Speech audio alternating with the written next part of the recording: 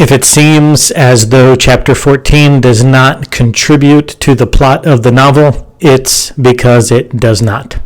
But this is intentional, not a mistake by Steinbeck.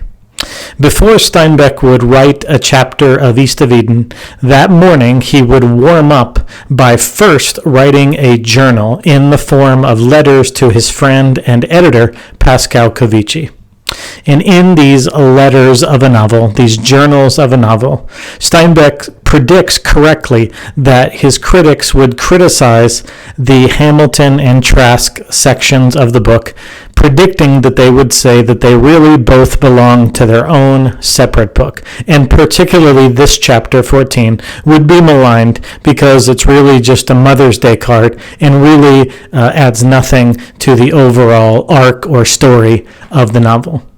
This might be true, but literature is not always about the story. So this does serve a place in the novel, in my humble opinion, in that it always serves as a counterbalance to a Kathy, a Charles, a Cyrus, a Kat, in that East of Eden, of course, does not mean everyone is as bad as they possibly could be. So rather than criticize or get exercised about how does every chapter advance the plot, just enjoy these Hamilton chapters, especially these virtually meaningless in the arc of the novel Hamilton chapters, just for what they are, as at least you're not with the Trask family doing evil things. And so with that said, there's just a few things about Steinbeck's mother, Olive Hamilton, in this chapter.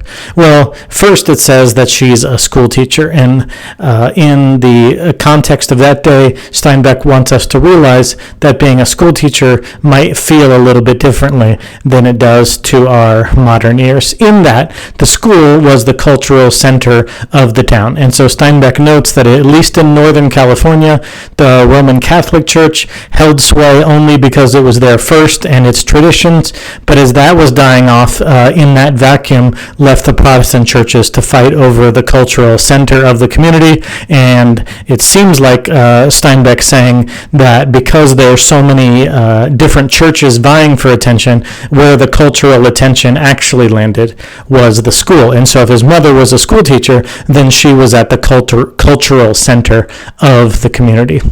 Second, he says that the school teacher was a sought-after woman, and that most school teachers did not stay school teachers for very long because of the amount of proposals they had. In fact, he says it was automatic that the family hosting the school teacher, if they had any eligible young men, that it was almost a given that they would propose to the teacher. And in the case of his mother, there were 3 boys who were all arguing over proposing her hand in marriage. Surprisingly, a little bit to me, is how young and how early Olive, John's mom, would have left home. So by 15, she would have left home, studied from ages 16 and 17, and then become a teacher herself at the age of 18. The age of 18 in a lonely schoolhouse with big farm boys, and Steinbeck says it was known that in the hills horrible things happened to a teacher, and so his mother was in charge of the discipline of the schoolhouse as a very, very young lady.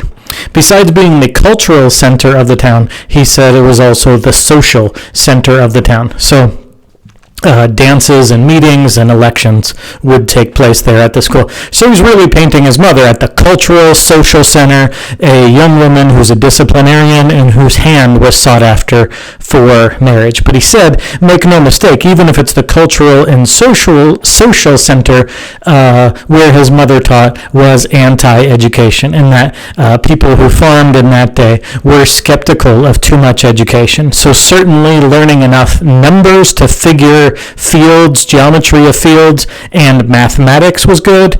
Being able to read and write was good, but as far as culture and liberal arts, those things were dangerous. And why were they dangerous? Because they might lead a young man to leave the farm, and there are plenty of instances in each town where that would have happened. So in that respect, Olive Steinbeck, John's mother, must have had to watch herself to not push the education a little bit too far.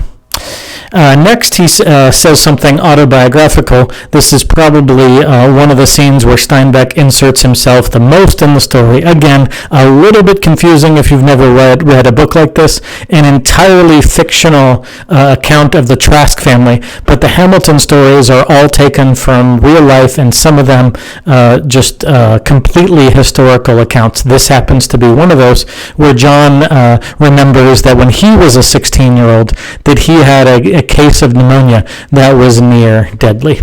How did Olive, his mom, react? By sort of a funny, paradoxical reaction. When someone believes in many religions, it shows that they don't really believe in any religion, but that they do have a lot of faith in that. She went to every religious faith geographically near her, every Christian denomination near her, to pray and to intercede for John's pneumonia. And so that, I think, is a witty way of John showing his mother as a religious woman, but also not as a religious woman. Not as a religious woman in that she didn't just go to one Protestant denomination, and a religious woman in that she did go to many Christian stripes in order to heal John. And of course, he is healed of his pneumonia at the age of 16. Then he finishes off the chapter with finishing his mother's sort of view of God or religion to view of money and the war. And he says that she was very financial conservative, that it was a dirty word for her to go into any sort of debt, and so to pay a bill late was to be in debt. And so he said it's common in his day, as it is in ours, for people to be late on their bills, and it was even common back then to go through payment plans to pay off a big purchase, and he said his mother was against that and did not believe in going to debt whatsoever.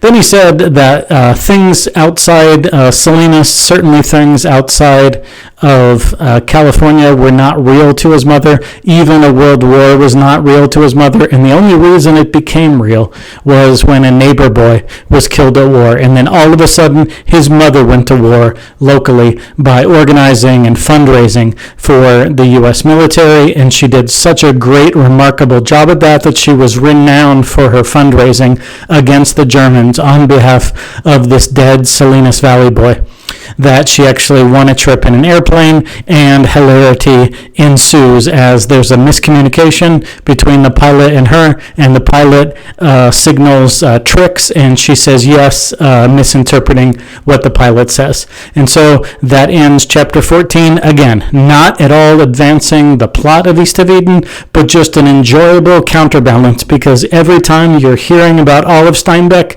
you're not exposed to the monster, the devil, Kathy. So enjoy these chapters while you have them.